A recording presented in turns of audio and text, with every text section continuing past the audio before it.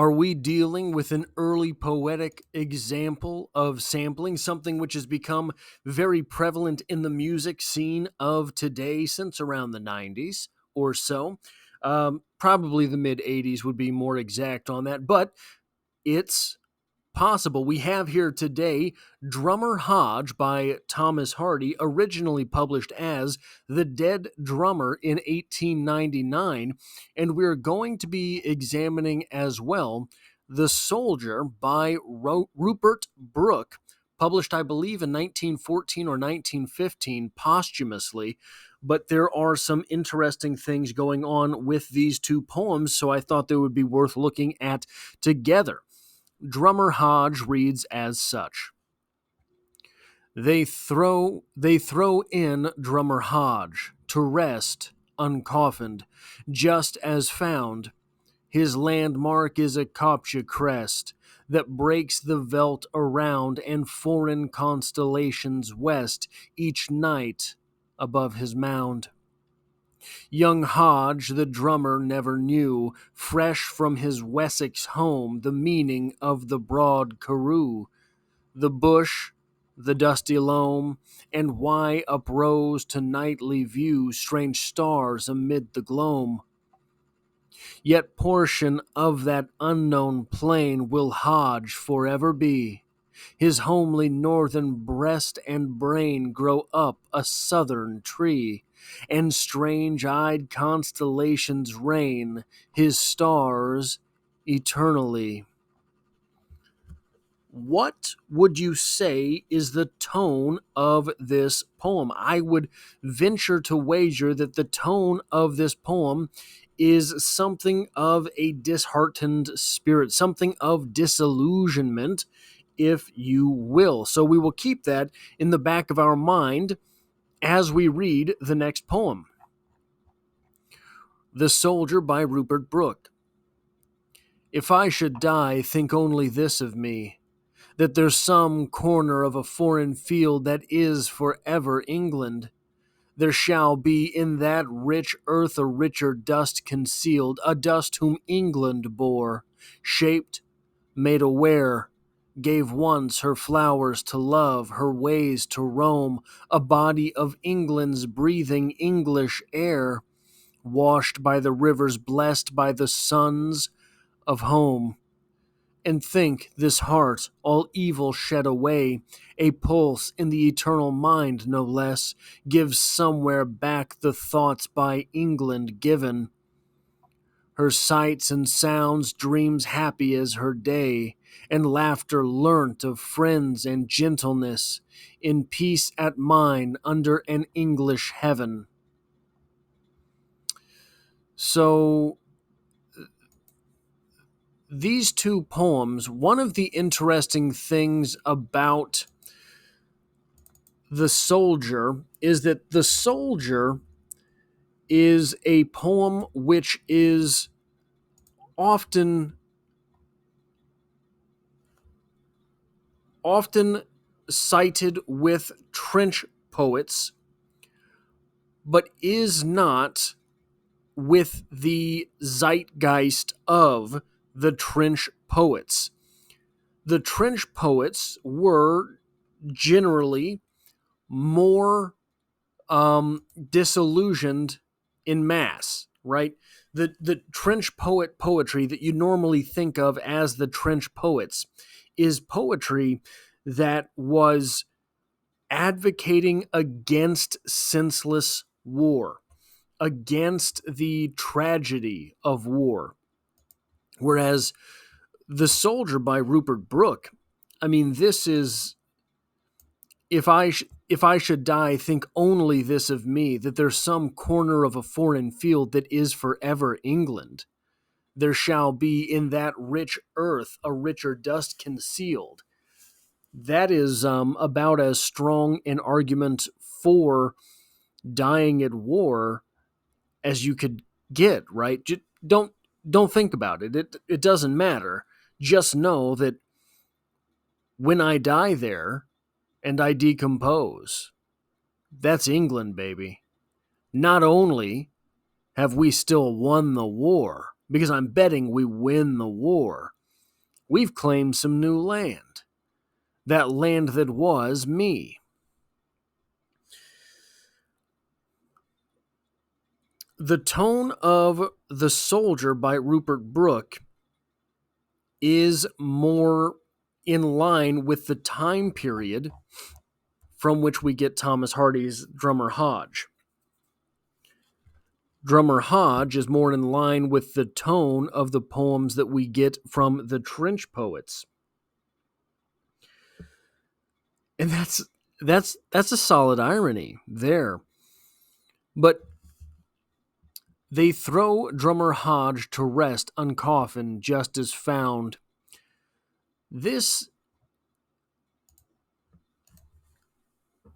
first stanza here, looking at that in coordination with this part here. How similar the thought process behind these how similar the thought process behind these two stanzas is, while they are concluding in different places. They conclude in those different places because of the tone, because of the tenor, because of the actual outlook from the poet. This is one of the areas in which I think that it is almost necessary to talk about the idea of propaganda versus the idea of art.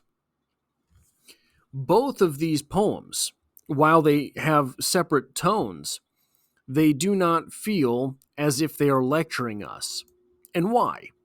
Because each of these speakers is just telling a simple story.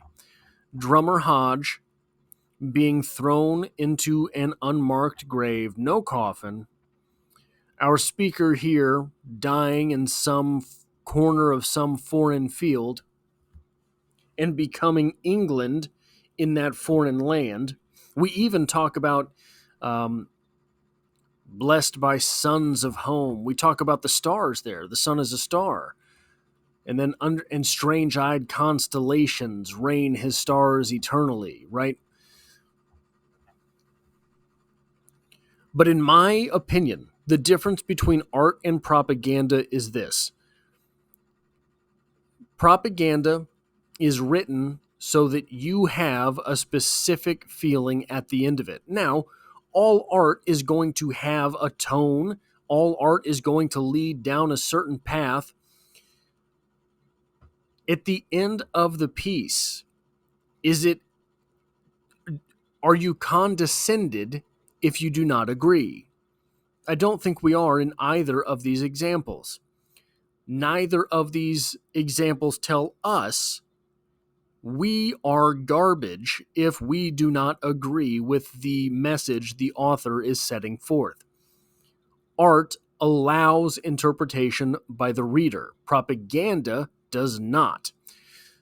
In either of these poems, do you feel condescended for disagreeing?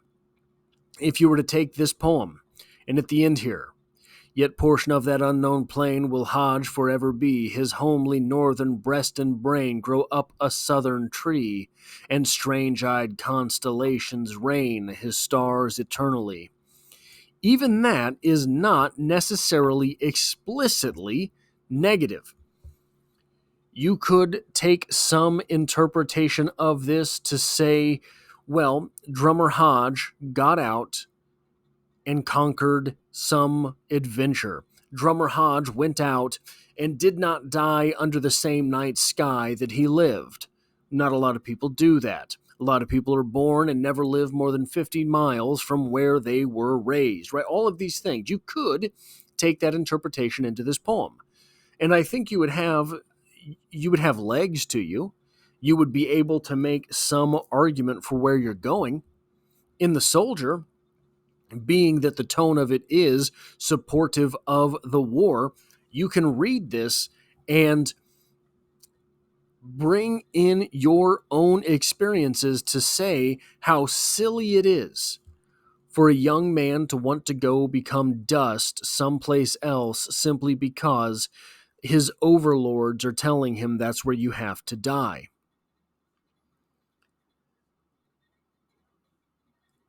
I think, therefore, contrasting these poems, that both of them do a very good job of maintaining their artistic integrity while making the points that they set out to make.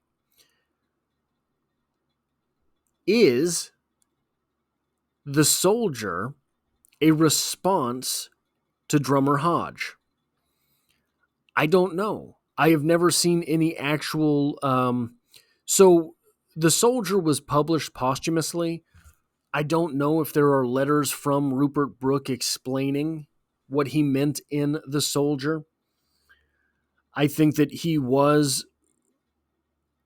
I think that the tone of The Soldier is generally assumed to be a positive tone. I think that it is generally accepted that it was not written with irony in mind. So, if it was written, so here's paradoxically what we have to consider. If The Soldier is in fact a response to Drummer Hodge, which I think, looking at all of the elements at play, I think it's understandable to believe there's a possibility that The Soldier is a response to Drummer Hodge. If it is, the unironic nature of The Soldier is, in fact, an irony written into the poem, because Drummer Hodge is a poem which is written with disillusionment in mind. So the fact that The Soldier, if it is a response to Drummer Hodge, is written without irony in mind, would be ironic itself. That's all I have for this video. If you like or appreciate what it is that I do here, hitting the like button tells YouTube to share this video with other literature lovers. If you find yourself here by chance but not design, literature is the only thing I talk about on the channel. Dropping multiple videos every single week. There's poetry every Monday, and I hope to have you back for the next one.